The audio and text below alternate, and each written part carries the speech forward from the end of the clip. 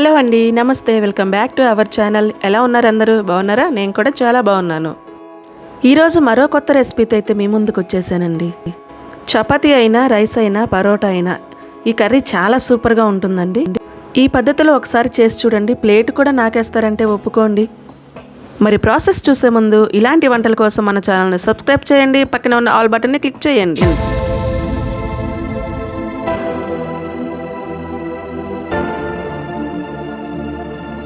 మరి ఇంకెందుకు ఆలస్యం, ప్రాసెస్ చూద్దామా? స్టవ్ వెలిగించుకోవాలి.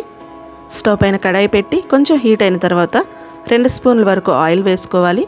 తర్వాత చిటికెడు పసుపు, 1 స్పూన్ కారం, 1/2 స్పూన్ ధనియాల పొడి వేసి అవన్నీ బాగా కలిసేలాగా మర్చిపోకండి, స్టవ్ను మాత్రం లో ఫ్లేమ్లోనే ఉంచుకోవాలి.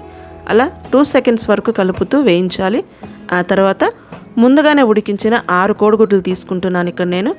మీ ఇష్టం అండి, మీరు ఎన్నైనా తీసుకోవచ్చు.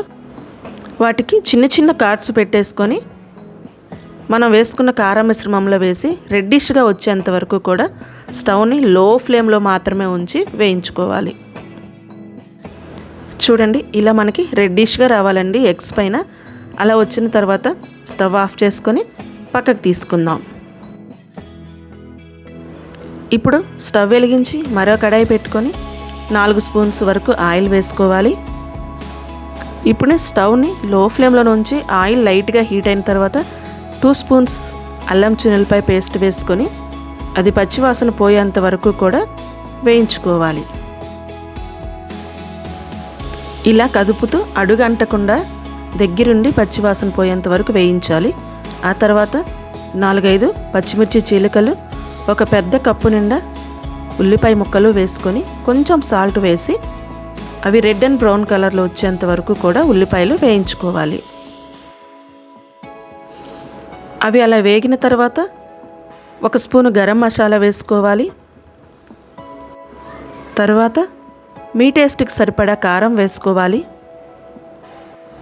తరువాత చిటికెడు పసుపు. ఇప్పుడు మీ టేస్ట్కి సరిపడా సాల్ట్ కూడా యాడ్ చేసుకోవాలి. అలా యాడ్ చేసుకున్న అవన్నీ కూడా చక్కగా కలిసేలాగా స్టవ్ని లో ఫ్లేమ్లో ఉంచి అడుగంటకుండా చక్కగా కలుపుతూ వేయించుకోవాలి. ఆ మసాలాలన్నీ కూడా చక్కగా ఉడకాలండి. చూడండి, ఆయిల్ మనకి పైకి రిలీజ్ అవుతుంది. ఇప్పుడు 1 స్పూన్ వరకు ధనియా జీలకర్ర పౌడర్ వేసుకొని బాగా కలుపుకోవాలి. ఆ మసాలా అంతా కూడా చక్కగా ఉడికిన తర్వాత 1 టీ గ్లాస్ అన్ని వాటర్ పోసుకోవాలి. వాటర్ పోసిన తర్వాత స్టవ్ని మాత్రం లో ఫ్లేమ్లోనే ఉంచి గరిటెతో కలుపుతూ చక్కగా ఆయిల్ రిలీజ్ అయ్యేంత వరకు వేయించుకోవాలి. ఇప్పుడు ముందుగానే గ్రైండ్ చేసుకున్న 1 పెద్ద కప్పు నిండా ఫ్రెష్ టమాటో ప్యూరీ వేసుకోవాలి. అది వేసుకున్న తర్వాత బాగా కలుపుకొని స్టవ్ని మీడియం ఫ్లేమ్లో ఉంచి అది ఉడికేంత వరకు కూడా టమాటా ప్యూరీ ఉడికే వరకు ఉడికించుకోవాలి. ఓకేనండి, టమాటో ప్యూరీ అయితే చక్కగా ఉడికిపోయింది.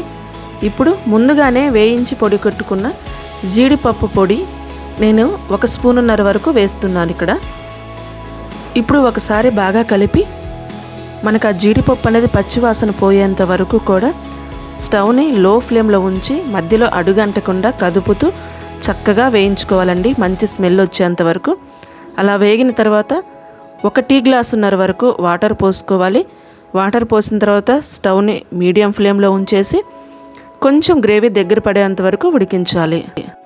అలా గ్రేవీ దగ్గర పడిన తర్వాత ముందుగానే ఉడికించి వేయించి పక్కన పెట్టుకున్న ఎగ్స్ వేసుకొని నెమ్మదిగా అవి పగిలిపోకుండా నెమ్మదిగా కలుపుతూ ఒక 5 మినిట్స్ వరకు ఉడికించుకోవాలి. అలా ఉడికిన దానిలో ఫైనల్గా మనం కొత్తిమీర చల్లుకొని ఇంకొక 5 మినిట్స్ వరకు ఉడికించుకుంటే ఎంతో టేస్టీ అయిన ఎగ్ టమాటా గ్రేవీ కర్రీ రెడీ అయిపోయిందండి. చాలా టేస్ట్గా ఉంది. మేమైతే మా పిల్లలైతే చాలా ఇష్టంగా తిన్నారండి. ఒకసారి మీరు కూడా ట్రై చేయండి. ట్రై చేసిన తర్వాత ఎలా వచ్చింది అనేది కామెంట్ చేయడం మాత్రం అస్సలు మర్చిపోవద్దు. ఇలాంటి మరిన్ని మంచి వీడియోస్ కోసం మన ఛానల్ని సబ్స్క్రైబ్ చేయండి, లైక్ చేయండి, షేర్ చేయండి. పక్కనే ఉన్న ఆల్ బటన్ని క్లిక్ చేయడం మాత్రం అస్సలు మర్చిపోవద్దు. Thank you for watching.